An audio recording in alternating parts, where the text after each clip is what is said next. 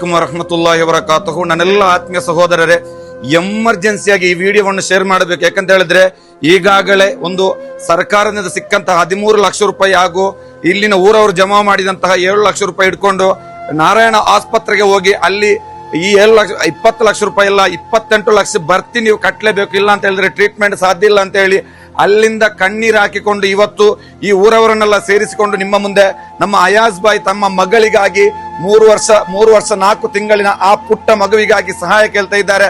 ಖಂಡಿತವಾಗಿ ನನ್ನೆಲ್ಲ ಆತ್ಮೀಯ ಸಹೋದರರೇ, ಆ ತಾಯಿ ತಂದೆ ಆ ಕಣ್ಣೀರು ಹಾಕುತ್ತಾ ಈ ಸಮುದಾಯದ ಮುಂದೆ ಅಥವಾ ಈ ಕರ್ನಾಟಕದ ಜನತೆ ಮುಂದೆ ಸಹಾಯವನ್ನು ಕೇಳ್ತಿರುವಾಗ ಈ ಸಹಾಯ ಮಾಡಬೇಕಾದದ್ದು ನಮ್ಮೆಲ್ಲ ಕರ್ತವ್ಯ ಆಗಿದೆ.